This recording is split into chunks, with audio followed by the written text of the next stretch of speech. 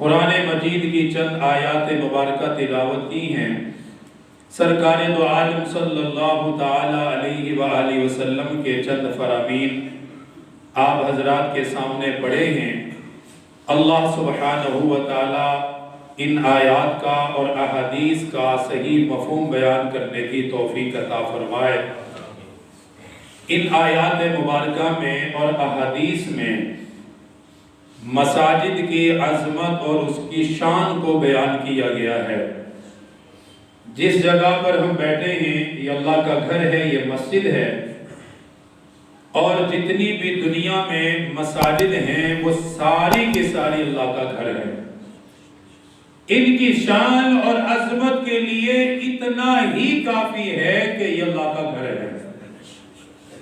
ان کی نسبت اللہ پاک کی طرف ہے، کیونکہ یہ بنائے ہی اللہ کی عبادت کے لیے جاتے ہیں۔ نماز کے لیے ہیں کہ یہاں آ کر نماز پڑھیں، ذکر کے لیے ہیں کہ یہاں بیٹھ کر کچھ دیر اللہ کو یاد کریں، تلاوت کے لیے موقع ملتا ہے کہ مسجد میں آئیں، یکسوئی کے ساتھ بیٹھ کر قرآن کی تلاوت کریں، دعاؤں کے لیے ہیں کہ مسجد میں آئے، اللہ کے گھر میں بیٹھ کر اللہ سے دعائیں کریں۔ تو مساجد جو بنائی جاتی ہیں ان کا مقصد اللہ کی عبادت ہے۔ کیوں؟ اللہ سبحانہ و تعالی نے انسان اور جنات کو پیدا ہی اپنی عبادت کے لیے کیا ہے۔ جب ان کو پیدا ہی اپنی عبادت کے لیے کیا ہے، ان کا مقصد ہی پیدائش کا یہ ہے، اب اپنا مقصد پورا کرنے کے لیے جو ان کی پیدائش کا مقصد ہے اس کو پورا کرنے کے لیے جو بھی مسجد بناتا ہے، مسجد میں آتا ہے، وہ اللہ کے گھر میں آتا ہے۔ مساجد کے بارے میں اللہ سبحانہ و تعالی نے خود فرمایا وَأَنَّ الْمَسَاجِدَ لِلَّهِ، مساجد اللہ کے لیے ہے۔ کس کے لیے ہے؟ اللہ کے لیے ہے۔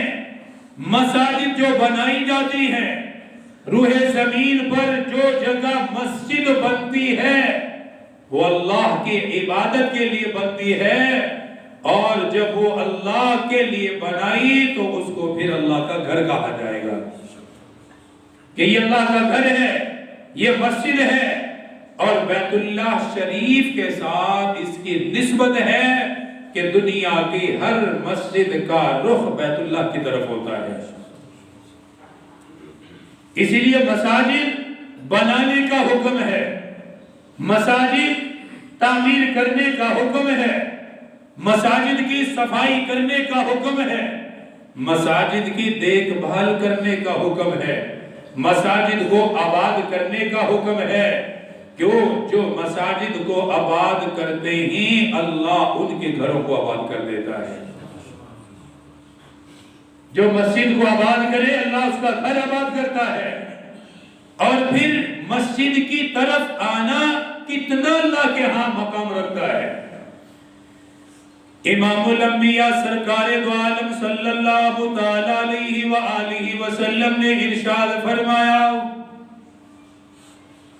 ہر وہ نماز جو مسجد کے اندر جماعت کے ساتھ ادا کی جائے، جو بھی نماز جماعت کے ساتھ ادا کرنے کے لیے مسجد میں آیا، جس نے نماز جماعت کے ساتھ مسجد میں آ کر ادا کی، مسجد کی برکت کی وجہ سے ایک نماز کا ثواب اللہ پاک 25 یا 27 درجے بڑھا دے گا، کیونکہ وہ مسجد میں آیا، نماز جماعت کے ساتھ اس نے ادا کی، ایک نماز پڑھنے کا اسے اجر مل گیا، نماز کا اسے ثواب ملا، اللہ کے گھر میں آنے کا اجر ملا، جماعت میں شامل ہونے کا اجر ملا، امام کی اقتداء کرنے کا اجر ملا۔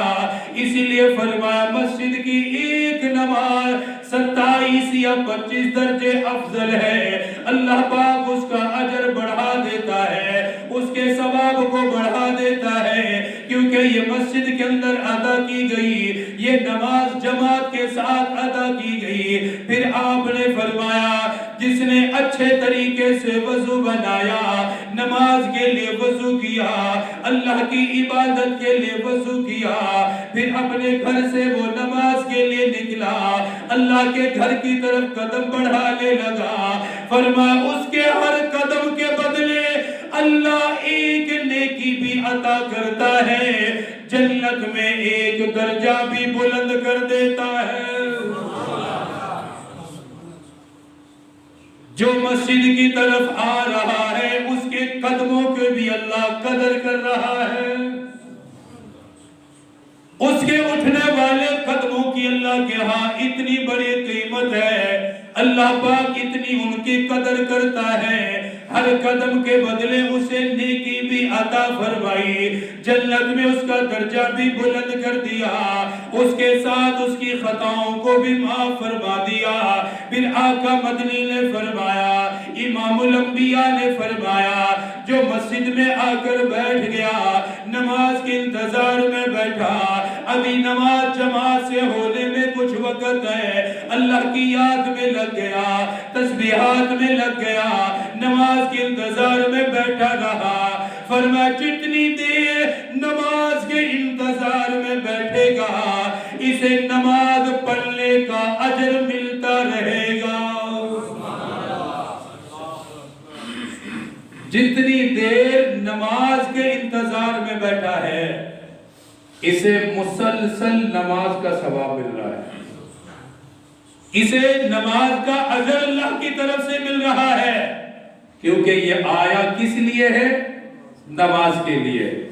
اللہ پاک کا یہ کرم ہوتا ہے کہ انسان جب کسی نیک عمل کے لیے گھر سے نکلتا ہے تو اس کا اجر شروع ہو جاتا ہے، اس کا ثواب شروع ہو جاتا ہے، فرشتے لکھنے لگ جاتے ہیں، اور جب تک مسجد میں بیٹھا رہے نماز کے برابر اسے ثواب ملتا ہی رہتا ہے۔ اور پھر اس سے بڑھ کر دیکھیں، فرمایا کہ جو شخص بھی مسجد میں بیٹھا ہے اسے فرشتوں کی 4 دعائیں ملتی ہیں۔ کتنی دعائیں ملتی ہیں؟ ان میں سے ایک بھی اگر کسی کو مل جائے تو کامیاب ہے، اور کیا کہنے کہ اللہ پاک کی طرف سے وہ 4 دعائیں دیتے ہیں۔ امام الانبیاء تاجدار مدینہ صلی اللہ علیہ وآلہ وسلم نے فرمایا، جو مسجد میں آ کر بیٹھا رہا، یا جو نماز کے انتظار میں بیٹھا رہا، یا جو نماز پڑھنے کے بعد اپنی جگہ پر بیٹھا رہا، مسجد کے اندر بیٹھا رہا، فرمایا فرشتے اس کے لیے دعا کرتے ہیں، اللہم صلی علیہ، اللہم ارحمہ، اللہم اغفر لہ، اللہم تب علیہ۔ اس کے لیے 4 دعائیں کی جاتی ہیں۔ پہلی دعا وہ کرتے ہیں، اللہم صلی علیہ، اے اللہ اس پر اپنی خاص رحمت نازل فرما دے۔ پہلی دعا کیا ہے؟ اللہم صلی علیہ، اے اللہ اس بس مسجد میں بیٹھنے والے پر اپنی خاص رحمت نازل فرما دے۔ اللہم ارحمہ، یا اللہ یہ جو مسجد میں بیٹھا ہے اس پر رحم فرما دے۔ کتنی بڑی بڑی دعائیں ہیں، شاید یہ دعائیں ہم خود اپنے لیے نہیں کرتے ہیں یا ہمیں مانگنی بھی نہیں آتی ہیں، اور مسجد میں بیٹھنے سے یہ دعائیں ملتی رہتی ہیں۔ فرشتہ کیا کہتا؟ اللہم صلی علیہ، اے اللہ یہ جب تک آپ کے گھر میں بیٹھا ہے اس پر اپنی خصوصی رحمت نازل فرماتا رہے۔ اللہم ارحمہ، اے اللہ اس پر اپنا رحم فرما دے۔ تیسری دعا کیا ہے؟ اللہم اغفر لہ، اے اللہ اس بیٹھنے والے کے سارے گناہوں کو معاف فرما دے۔